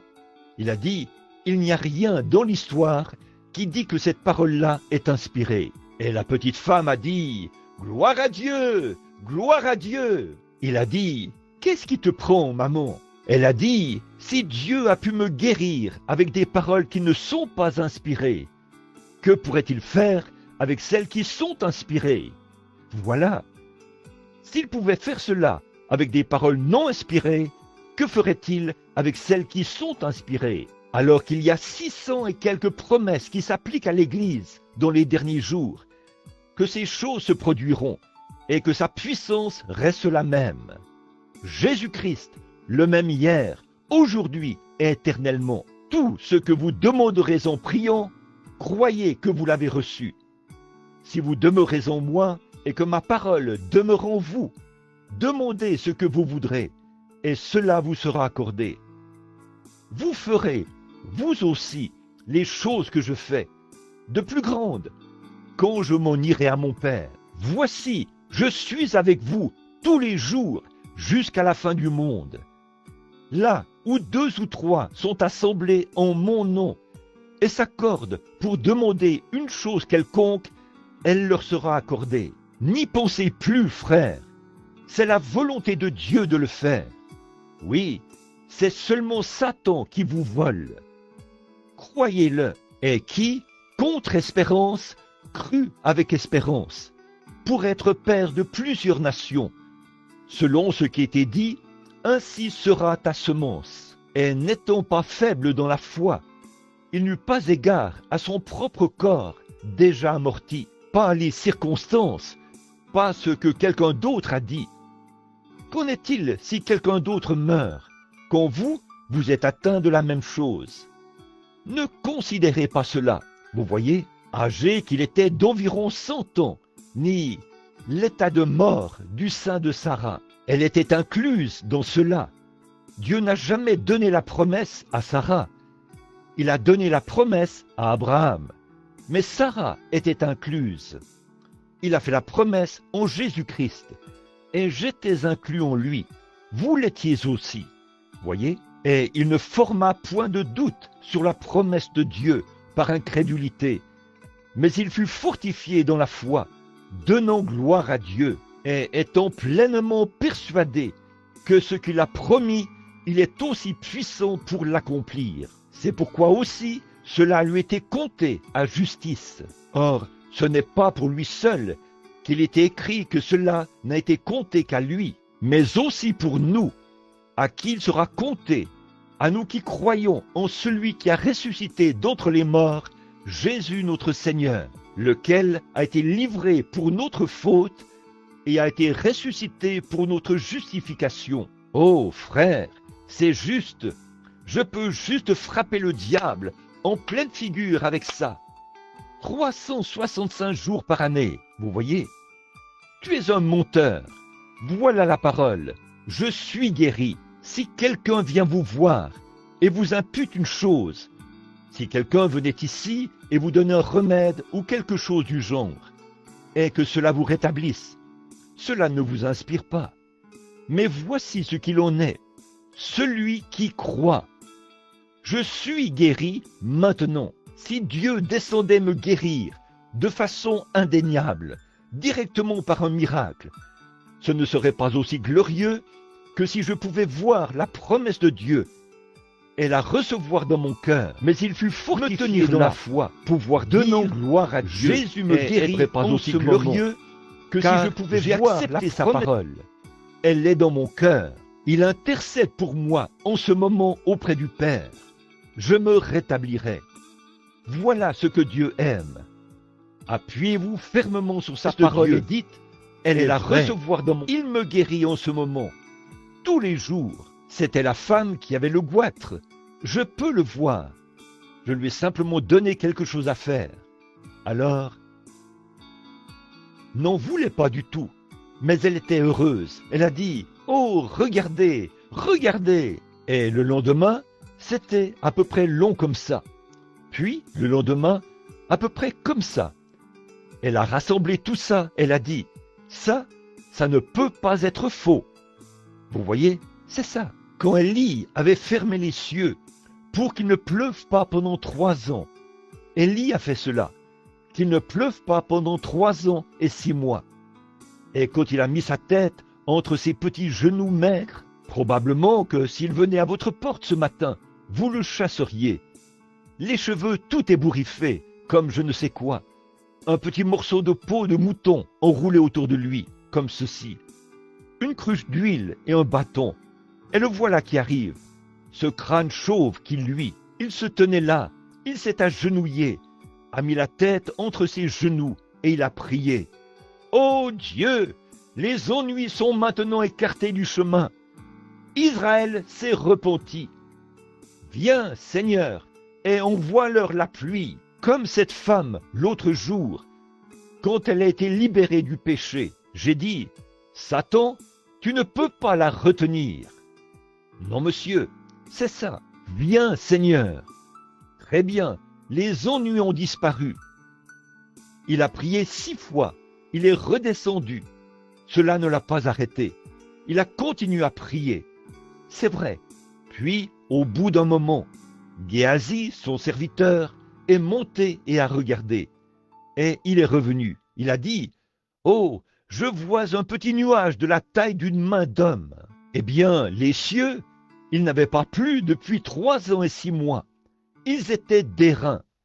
Les reins représentent le jugement divin, l'autel d'airain, le jugement contre la nation qui avait oublié Dieu, des cieux d'airain. Je voudrais bien que nous ayons le temps d'aborder ça, mais là, l'incrédulité aurait pris ça et l'aurait rejeté.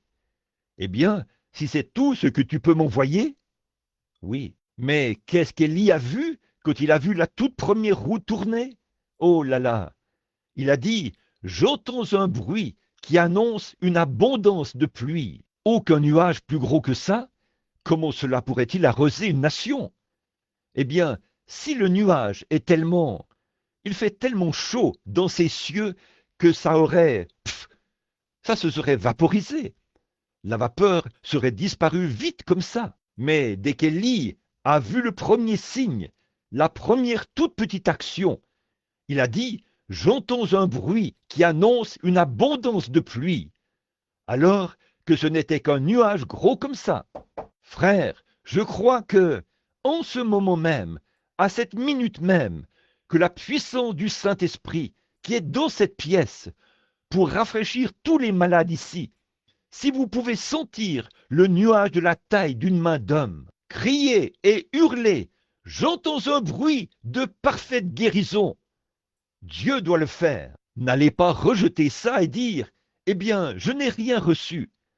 Alors ces choses mourront, les flots brûlants de l'enfer et le doute feront disparaître ces choses de votre âme. Mais quand vous avez cette petite semence, tenez-vous-en à cela.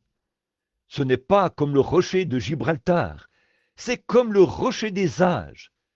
Tenez-vous là, et vous sentirez un bruit qui annonce une abondance de pluie. Vous êtes l'enfant de Dieu. Satan vous infligeait cette affliction. Et vous savez quoi? Christ a déjà guéri chacun de vous. Un pécheur vient à l'autel et dit, « Frère Branham, oui, je veux que vous priez pour moi. Je veux être une bonne personne, mais priez pour moi. » Et il retourne à sa place. Le soir suivant, on dit, « Combien veulent être sauvés ?» Le voici qui se lève. « Tu veux être sauvé, jeune homme? »« Oui, monsieur. »« Eh bien, pourquoi n'es-tu pas sauvé? »« Je ne sais pas. » On lui dit, « Tu es simplement... » Le diable retient ce garçon, c'est tout. Il veut faire ce qui est bien, mais il y a un esprit, une puissance qui ne lui permet pas d'être en règle. Alléluia! Voilà, c'est ça. Ce n'est pas étonnant. Dieu ne permettrait jamais à un véritable homme de Dieu de dire qu'il peut guérir quelqu'un. Christ a accompli cela quand il est mort. Je ne pourrais sauver personne, et personne d'autre ne peut sauver qui que ce soit, sauf Dieu. Dieu ne peut pas vous sauver, parce qu'il l'a déjà fait. La seule chose que vous avez à faire, c'est de l'accepter. C'est déjà fait. Je n'ai pas été sauvé il y a 20 ans. J'ai été sauvé il y a 1900 ans. Mais il y a 20 ans, j'ai reçu le salut et je l'ai accepté. Si ce n'était pas le cas, quand j'ai fait mon premier péché, Dieu m'aurait rayé de la face de la terre, parce qu'il a dit qu'il le ferait, et il doit tenir sa promesse. J'ai été guéri il y a 1900 ans, mais je dois l'accepter. Et la seule chose qui m'empêchait d'être sauvé à l'âge de 12 ans, c'est qu'un esprit se tenait là, au-dessus de moi, un démon qui me disait « Attends encore un peu ». C'est pour ça que vous n'avez pas été sauvé lorsque vous avez atteint l'âge de raison. Un esprit que vous avez reçu dans un groupe, et c'est ce qui planait au-dessus de vous, et restait au-dessus de vous. Vous aviez le désir de faire ce qui est bien. Il n'y a aucun homme sensé qui ne désire pas faire ce qui est bien. Mais quelque chose vous empêche de faire ce qui est bien. Pas vrai? C'est le diable. Alléluia! Christ a payé le prix de votre guérison et de votre salut. Maintenant, voici ce qu'il en est. Tenez-vous bien. Il a donné à son Église le mandat de chasser ces démons-là. Voilà. En mon nom, ils chasseront les démons. Vous ne guérirez personne, mais vous chasserez le démon des gens pour qu'ils puissent accepter la guérison que j'ai déjà accomplie. C'est vrai, des prédicateurs se tiennent sur l'estrade et prêchent l'évangile. Les démons sont mis en déroute. L'homme s'avance à l'autel, repris dans sa conscience. Il dit « Je veux être sauvé ». Il n'a jamais sauvé l'homme. Il a chassé le diable, c'est vrai, et l'homme a été sauvé. Il est venu et il a accepté son salut. C'est la même chose pour la guérison divine. Vous qui êtes malade ici ce matin, qui croyez cela, qui êtes nés de nouveau, et vous êtes des fils et des filles de Dieu, Christ vous a déjà guéri. La seule chose qui vous empêche d'être en bonne santé ce matin, C'est un esprit qui se tient là, au-dessus de vous, qui ne vous permet pas d'avancer pleinement dans la foi et de croire la promesse de Dieu, de croire qu'il l'a déjà accomplie. C'est vrai, ça, c'est ma commission. C'est ce que Dieu m'a donné. C'est ce qu'il a donné à chaque prédicateur de l'Évangile qui croira. La puissance et l'autorité pour briser cet esprit. Je crois de tout mon cœur que toutes les puissances démoniaques qui sont ici en ce moment sont déjà brisées. Je le crois. Je crois que chaque personne malade qui est ici en ce moment se sent très différente. Si c'est vrai, levez la main, vous qui étiez malade. Vous voyez ça? Vous, qu'est-ce qui se passe? Ce démon vous a quitté. Il faut qu'il le fasse. La foi vient de ce qu'on entend et ce qu'on entend vient de la parole. Jésus-Christ est mort pour vous. Vous pouvez être guéri maintenant même pour accomplir cette commission. Vous qui êtes malade ici ce matin, ou qui l'étiez, ou qui êtes venu ici dans cet état, pendant que cet esprit est sur vous, pendant que vous sentez l'Esprit de Dieu, on arrive à « Oh, je suis désolé, nous avons dépassé le temps prévu. » Vous tous qui êtes malades, qui étiez malades, quand vous êtes entrés ici, je veux que vous vous avanciez ici pour que je puisse accomplir ma commission. J'ai une obligation envers mon Seigneur. Et les affirmations que j'ai faites, qu'un ange divin est apparu à ma naissance, qu'il m'a commissionné à l'âge de 12 ans, et m'a envoyé ici il y a quelques années, et il a dit ces choses. Et ça, c'est incontestable dans le monde entier. Les démons et les incrédules, les sceptiques et les agnostiques et les modernistes et les communistes et tout le reste ont contesté cela en déclarant leur manière de voir ces choses. Certains d'entre eux ont dit du spiritisme. Certains d'entre eux ont dit c'est l'œuvre des démons. Et l'autre a dit c'est de la télépathie mentale. Et chaque fois qu'ils se sont élevés contre ces choses, le Dieu Tout-Puissant s'est tenu devant moi et a vaincu cela. C'est vrai, présentez cela où vous voulez, dans le pays que vous voulez. Dans chaque pays où je suis allé, chaque ville, ou presque, j'ai dû combattre cette chose-là. Ils disent, c'est de la télépathie mentale. Je disais, faites sortir tous ceux qui pensent que c'est de la télépathie mentale. Faites sortir tous ceux qui me connaissent d'une manière ou d'une autre. Amenez-moi le patient. Ils disent, c'est du spiritisme. Je dis, alors si moi, par le spiritisme, je gagne des âmes à Jésus-Christ et je vainc des démons, vous, que faites-vous avec ce que vous avez? Jugez-les par le fruit, a dit Jésus. C'est ainsi que vous les reconnaîtrez. Avez-vous déjà vu un spirit chasser des démons? Vous n'en verrez jamais. C'est vrai. J'ai dit, Jésus a dit, c'est à leurs fruits qu'ils les reconnaîtront. J'ai dit, au cours des quelques dernières années, par la grâce de Dieu, j'ai gagné 350 000 âmes à Christ. Vous, qu'avez-vous fait? Un homme est venu me voir ici et m'a dit qu'une certaine femme lui avait dit que j'étais un démon et que tout mon travail était fait par le démon. Ils se sont retirés de l'église ici et il y en a un groupe qui est parti avec eux, comme ça. J'ai dit, qu'avez-vous fait? Montrez-moi le fruit. Ces gens ont commencé là-bas et Dieu a déraciné cela.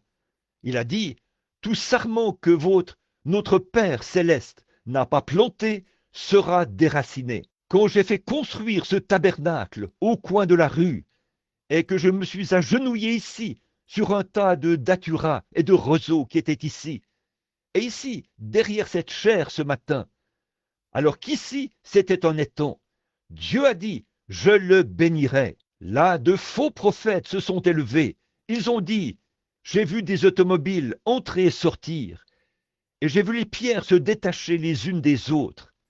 C'était il y a 20 ans, et aujourd'hui, il est toujours là, et il sera toujours là, parce qu'il était construit ici, en priant, avec larmes et beaucoup d'efforts, et par la promesse de Dieu, il prévaudra. Sur cette pierre, je bâtirai mon église.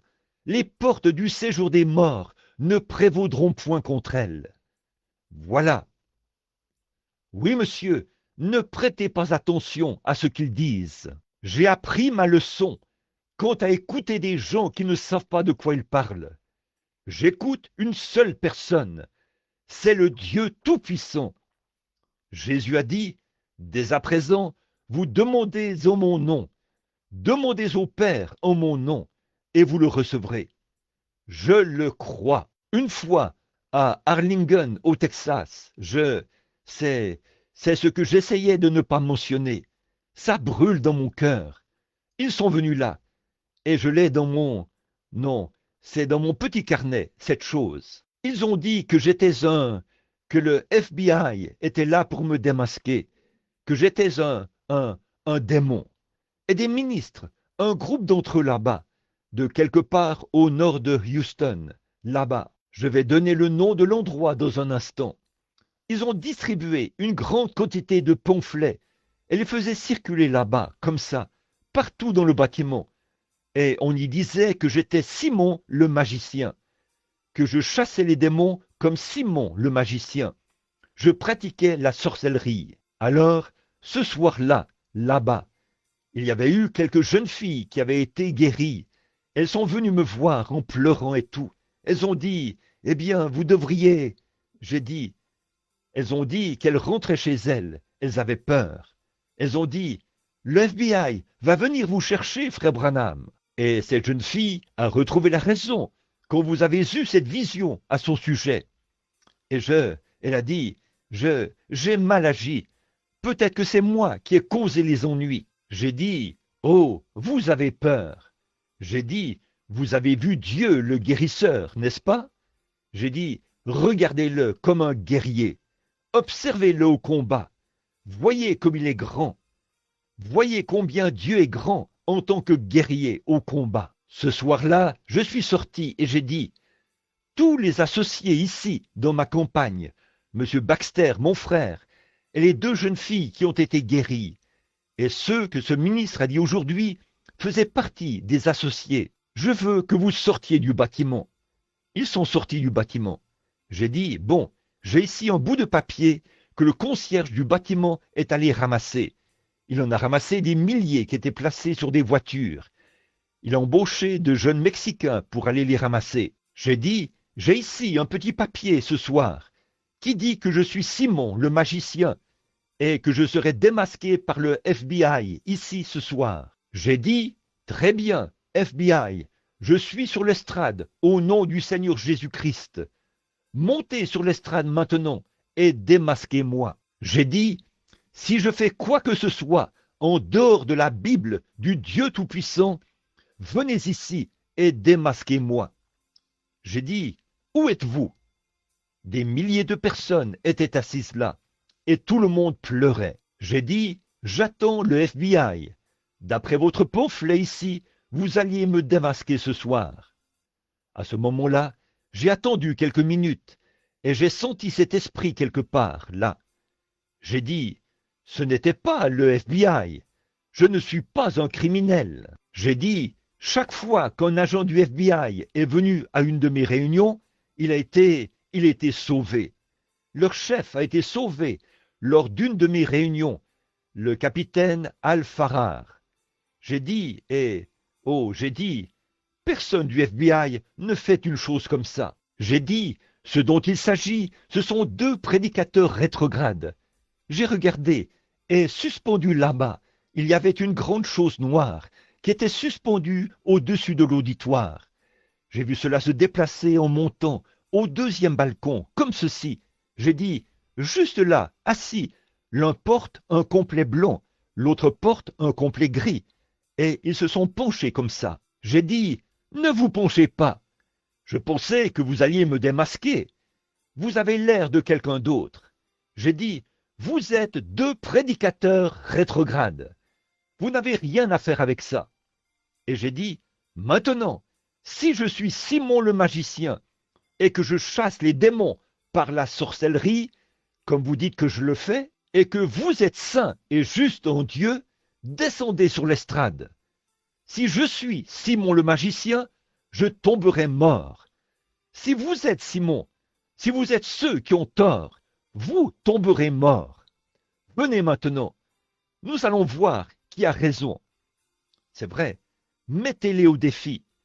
Ils ont gardé la tête baissée. J'ai dit, ne penchez pas la tête comme ça. J'ai dit, maintenant les amis, vous voyez qui a raison et qui a tort. Ils ont peur. Et là, ils sont sortis de là-haut à toute vitesse. J'ai dit, oh, je vois qu'ils partent.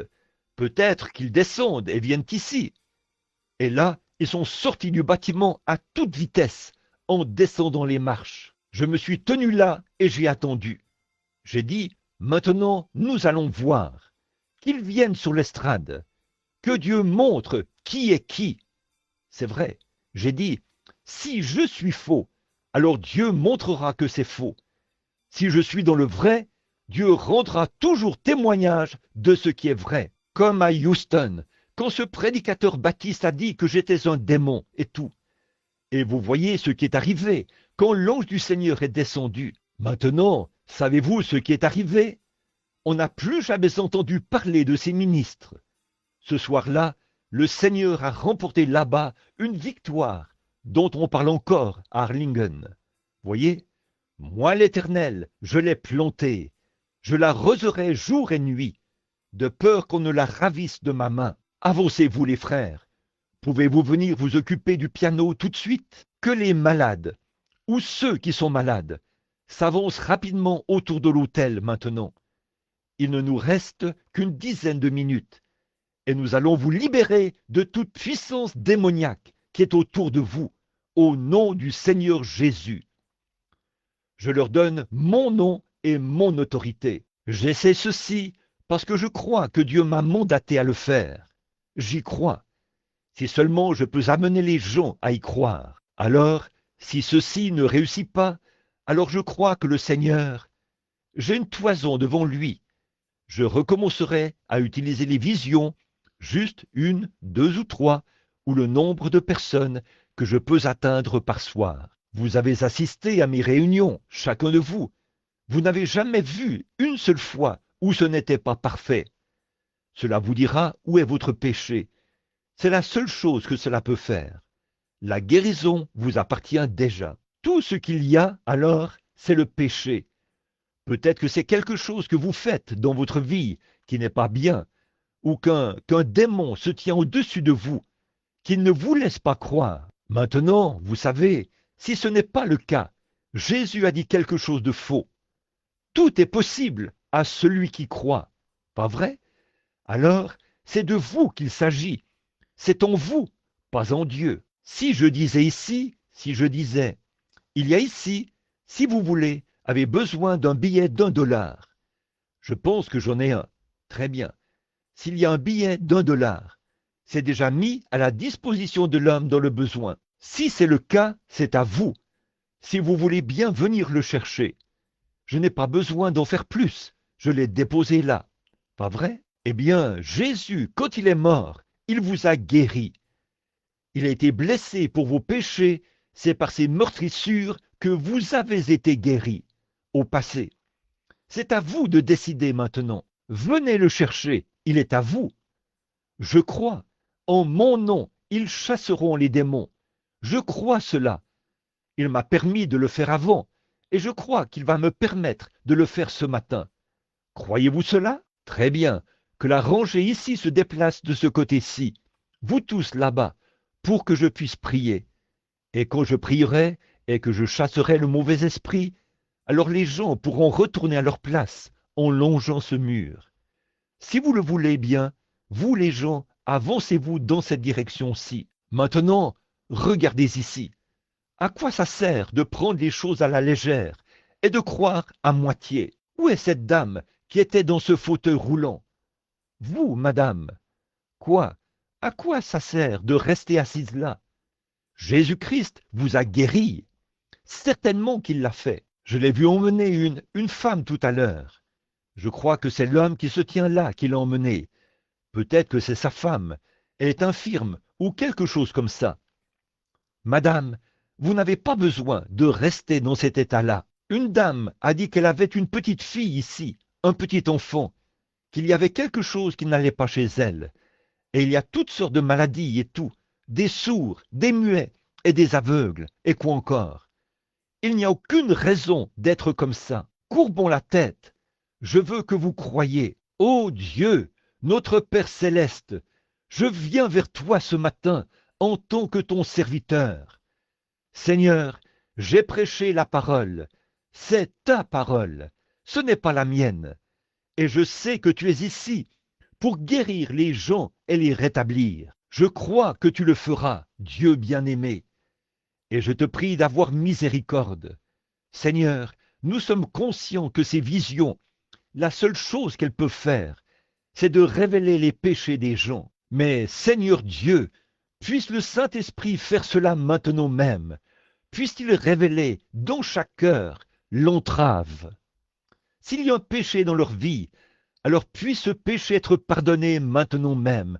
Seigneur, je te prie par le nom de Jésus-Christ, et que ceux-ci, le groupe qui est ici aujourd'hui, soit comme ceux de l'autre soir, qu'il y ait une délivrance parfaite pour chacun d'eux. Puisse-t-il être guéri ce matin, revenir mercredi soir, heureux, en poussant des cris et en se réjouissant. Accorde-le, Père. Maintenant, par l'autorité de ta parole, je m'avance pour chasser les démons, pour accomplir ta parole, au nom de Jésus-Christ. Maintenant, Satan, je sais que tu retiens ces gens. Il y a cette chose sombre, lugubre, hideuse, suspendue au-dessus d'eux, qui dit, eh bien, je vais essayer. Mais je veux te parler. Je me tiens à leur place, entre eux et Dieu ce matin. Je me tiens en tant que serviteur du Dieu Tout-Puissant. Mes péchés ont disparu par le sang de Jésus-Christ, par la foi divine que j'ai en lui, qui est le Fils de Dieu.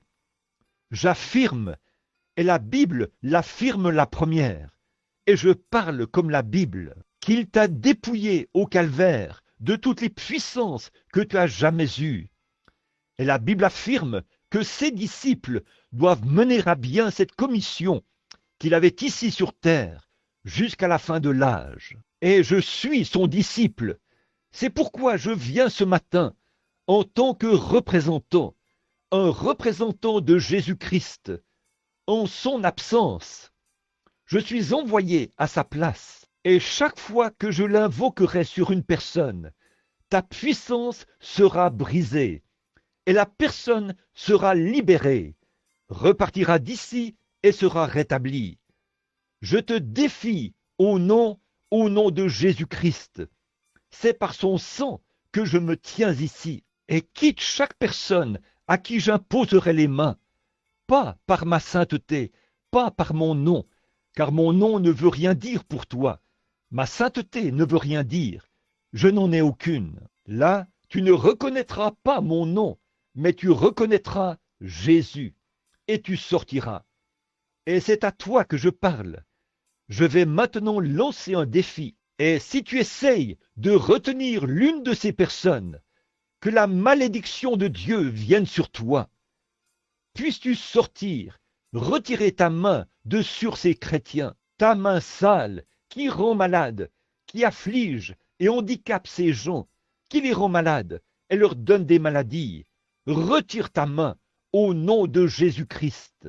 Nom de Jésus-Christ, le Fils de Dieu. Je vous demande de vous lever au son nom, de rentrer à la maison en parfaite santé pour glorifier Dieu. Levez-vous, les gens peuvent lever la tête. Dieu Tout-Puissant, auteur de la vie éternelle, donateur de tout bon don, envoie tes bénédictions sur cet homme qui se tient ici, sachant que c'est la seule chance de sa vie de redevenir un homme normal. Avec ses hanches et ses membres dans cet état, il a marché avec ses béquilles. Il veut retourner chez lui pour témoigner de la gloire de Dieu. Il a roulé pendant de nombreux kilomètres pour arriver ici. Et Père, je prie que cette heure soit celle où il dira dans son cœur, si d'autres le peuvent, moi aussi je le peux. Et tu es mort pour moi, pour me libérer, tout comme tu l'as fait pour les autres. Accorde le Père. C'est pourquoi, toi, démon, qui as rendu son corps infirme, je viens te défier par la foi, pour te confronter en duel. Je t'adjure par Jésus, le Fils de Dieu, sors de cet homme. Soyez respectueux partout. Il retient le frère. Maintenant, juste un instant, ce n'est aucun de ces... Ne soyez pas agités, mes amis. La présence du Seigneur est proche. Soyez aussi respectueux que possible, ici à l'intérieur comme à l'extérieur. Le pauvre homme est venu ici. Il ne marchera plus jamais sans béquille, si Dieu ne l'aide pas maintenant. Il est venu ici, il sera pire que jamais s'il n'est pas guéri. On devra probablement le sortir d'ici en le transportant s'il n'est pas guéri. En effet, Satan, s'il peut trouver assez de puissance pour le briser, il le brisera carrément s'il le peut. Alors maintenant, soit Satan va le briser, soit Dieu va le délivrer et le rétablir parfaitement. Maintenant, vous tous, combien ici croient que Dieu m'a envoyé pour libérer cet homme ce soir, par son Fils Jésus-Christ? Très bien. Maintenant, soyez vraiment respectueux. Gardez la tête inclinée. Croyez-le de tout votre cœur, monsieur. Vous croyez que vous allez prendre ces vieilles béquilles, les jeter dans la voiture et rentrer chez vous. Puis vous les porterez sur votre épaule demain en vous promenant dans les rues de votre ville, témoignant pour Dieu. Vous n'avez pas la vie qu'il vous reste, frère. Donnez-la à la gloire de Dieu. Vous allez le servir, vous allez le servir. Vous y avez pensé dernièrement, de toute façon, n'est-ce pas? Vous avez pensé avoir une marche plus rapprochée. L'autre jour, vous avez dit, si seulement Dieu me guérissait, je marcherais plus près de lui. C'est vrai, vous l'avez dit. Et puis, autre chose, je vois que vous étiez dans une automobile dernièrement, et que vous discutiez de ces choses avec quelqu'un. Il y avait un homme assis à l'avant, alors que vous étiez assis à l'arrière. Est-ce vrai? Vous descendiez une route, vous passiez par-dessus une petite butte, vous tourniez à droite pendant que vous en discutiez. Est-ce la vérité? Je ne lis pas dans vos pensées, monsieur. C'est Dieu maintenant. Et maintenant, vous commencez à ressentir ce de quoi je parle. C'est maintenant le moment de votre délivrance. Dieu Tout-Puissant, pendant que la puissance de ta présence est ici, qu'elle se tient ici pour délivrer cet homme. Ô Dieu éternel, je ne lis pas dans vos pensées, monsieur. Envoie tes bénédictions sur lui. Et maintenant, alors que je le bénis au nom de ton Fils, accorde-le, Seigneur, par Jésus-Christ. Toi, démon, qui as rendu cet homme infirme, mon frère, il a fait sa confession. Ses secrets ont été divulgués. Il est ici maintenant pour marcher. Tu ne peux plus le retenir. Il veut glorifier Dieu. Je viens te lancer un défi. Au nom de Jésus-Christ, par un don de guérison qui m'a été conféré par un ange, je t'adjure, par Jésus, le Fils de Dieu, sors de lui. Voilà, il part. Je ne lis pas de la Vierge, la tête inclinée. Envoie tes bénédictions sur lui. Et par Jésus, le Fils de Dieu, sors de lui. Voilà, il part. Je ne lis pas de la Vierge, la tête inclinée. Envoie tes bénédictions sur lui. Et par Jésus, le Fils de Dieu, sors de lui. Voilà, il part. Je ne lis pas de la Vierge, la tête inclinée. Envoie tes bénédictions sur lui. Et par Jésus, le Fils de Dieu, sors de lui. Voilà, il part. Je ne lis pas de la Vierge, la tête inclinée. Envoie tes bénédictions sur lui. Et par Jésus, le Fils de Dieu, sors de lui. Voilà, il part. Je ne lis pas de la Vierge, la tête inclinée. Envoie tes bénédictions sur lui. Et par Jésus,